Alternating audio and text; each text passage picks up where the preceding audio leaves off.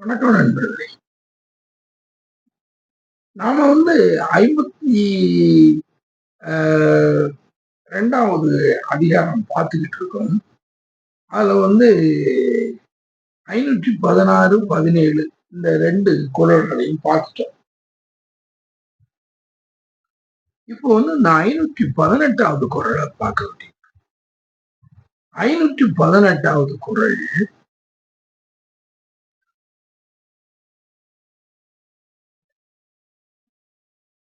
வினைக்கு உரிமை நாடிய பின்றை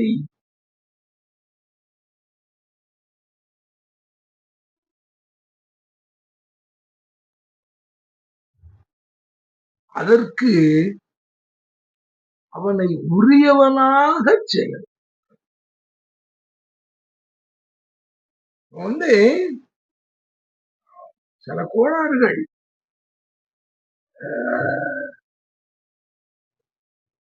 மக்கள் அப்படி இந்த தொழில்கள் ஒரு காரியத்தை வந்து செயல்படுத்துதல், செய்து முடித்தல், ஒரு பணியை செய்து முடித்தல் அப்படிங்கிற இந்த இதுல எல்லாம் வந்துகிட்டு நீங்க வந்து பாத்தீங்கன்னா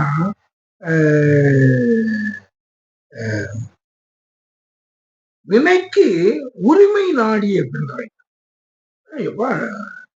இந்த வேலையை வந்து சொன்ன மாதிரி ஒரு தலைவர் வந்து இந்த வேலையை வந்து இல்லைன்னா 4 கட்சிகள் 5 கட்சிகள் சேர்ந்து இருக்காங்க, இந்த நேரத்துல இந்த வேலையை வந்து இந்த கட்சியை லீட் பண்ணும் அப்படின்னு சொல்லி சொல்லும் பொழுது இதை நீங்க வந்து செய்யுங்க சொல்லும் போது வினைக்கு உரிமை நாடிய பின்றை அதற்கு பின்னால வந்து அதை என்ன செய்யணுங்க,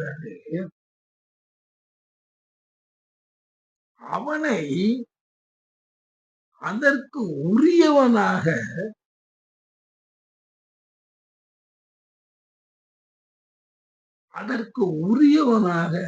செயல். அந்த பொறுப்பை வந்து நீ அவனுக்கு கொடுத்தாச்சுன்னா அது அவனை அதற்கு உரியவனாக வந்து நீ வந்து ஒரு வேலையை வந்து கொடுத்துட்டு அவனுக்கு வந்து கொடுக்கக்கூடிய அதிகாரங்கள், அவனுக்கு செய்யக்கூடிய மரியாதைகள், அவன் சொல்லை கேட்கக்கூடிய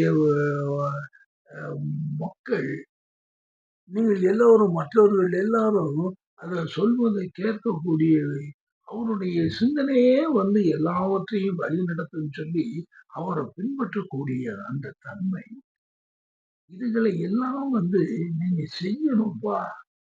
அப்படி செய்யாம விட்டுட்டீங்கன்னா வந்து கதை நடக்காது. நிறைய காரியங்கள்ல வந்து ஒருத்தருக்கு ஒருத்தர் வந்து மேல போயிருவாங்களோ அப்படிங்கிற அந்த இதுல வந்துகிட்டு அவங்களுக்கு சில இடைஞ்சல்களை வந்து பண்ணி அந்த காரியத்தை வந்து கூட்டிட்டு வராங்க. ஒரு காரியம் வந்து ஒரு வினைக்கு வந்து செய்யும் பொழுது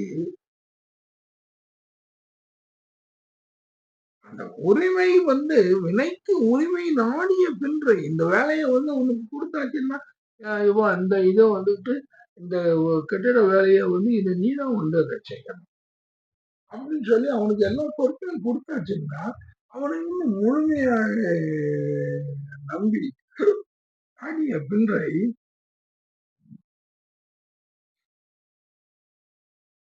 அவனை அதற்கு உரியவனாக செய்ய.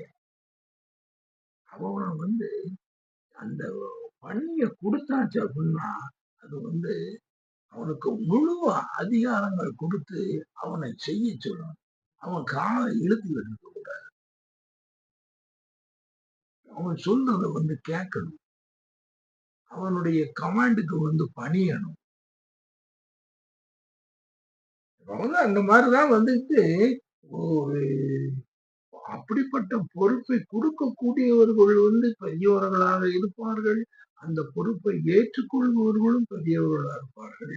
அந்த எவர் பதவியை கொடுத்தாரோ அந்த இதை வந்து அவருக்கு பணிவாக நடந்து அவர் ஏவிய காரியத்தை செய்யணும். அதே மாதிரி இவரு வந்து இருந்து அதை நடத்திக்கிட்டு இருக்காருன்னா அவருக்கு பின்னால உள்ளவங்க எல்லாரும் அதை அவருடைய சொல் கேட்டு நடக்கணும். இப்படித்தான் காரியங்களை செய்ய முடியுமே ஒழிய, அந்த உரிமையை ஆக்கணும். சும்மா வந்துகிட்டு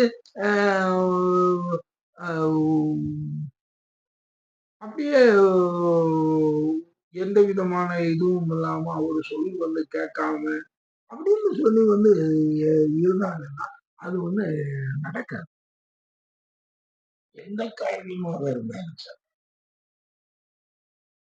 ஒரு சின்ன ஒரு செயலாக இருந்தாலும் சரி, பெரிய ஒரு செயலாக இருந்தாலும் சரி, நாம அந்த அந்த காரியத்திற்கு உரியவனாக அந்த அதை யாருக்கு கொடுத்திருக்கோமோ அவனுக்கு ஆக்க வேண்டும்.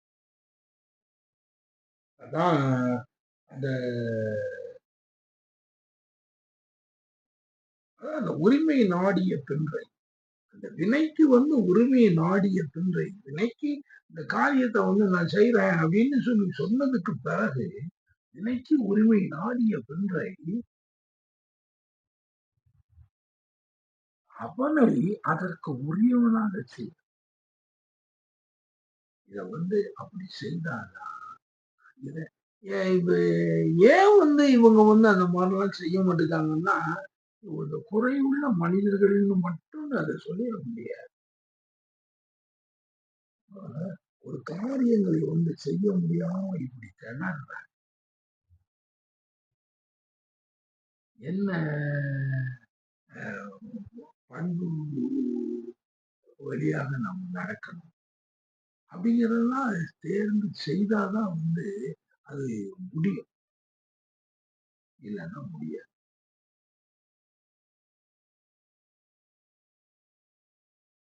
சரி, அடுத்தால என்ன சொல்றாங்க? அதுவரை நன்றி.